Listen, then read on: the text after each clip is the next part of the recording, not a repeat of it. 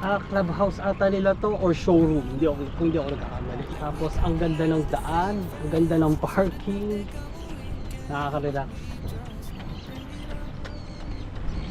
Ang ganda ng mga halaman dito, buhay na buhay. Tapos magkakaroon sila dito ng soccer field. Yun oh. Sa gabi, maliwanag nga pala dito. Tapos sa try din na rin namin mag-picnic. Ayan, pwede mag-picnic dyan. So, okay naman dito. Ang ganda ng place niya. Sobrang... So when I saw you coming, I knew I'd be swept up by now, and I didn't care, and hiding from the truth. Umaga pala pag ganitong oras, mga 7 o'clock, hindi masyadong mainit. Saya. Hindi naman nakakaitim itong ganitong araw eh. Baka mga mamaya yan, siguro mga alas 10 hanggang alas 12. So ito yung parking, ang ganda. Ito silang ano. Ano ba yan? Alas 5! Dave! Pito ko na ibon. Kasi ano, yung bata-bata mo. Video ko lang boss ha. Sige lang po. Ganda. Una-una eh.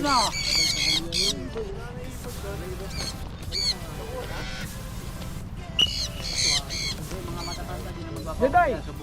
George, come! George! Jeday! Yung mga pangalan ano. Parang nga, Tapos natitrain sila. George! Jeday, come! Oh, ayos. Manny! George! George! George!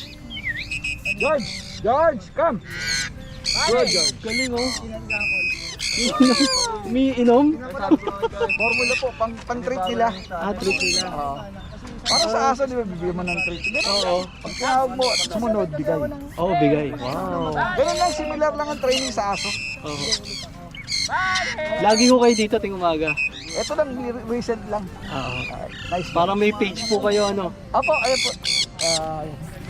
Check nyo na lang po. Train kami yung mga ibon, saka yung mga grupo namin sa Nuan Flyers. Ayan. Shout out. Salamat po. Para makilala kayo. Hello. Hindi, tsaka awareness niya na okay to, itong hobby na to. Oo.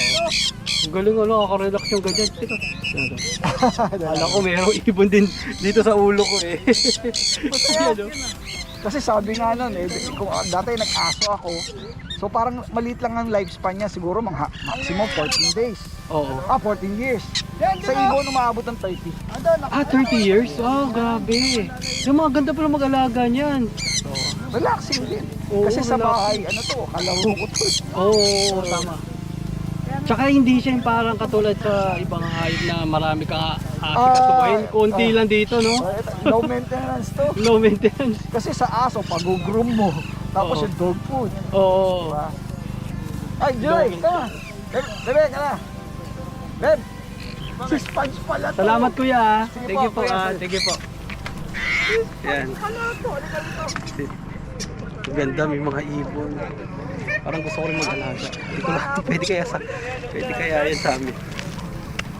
Ano naman, kung maiba naman, may aso ka, meron kang pusa, o try mo naman yung ibon.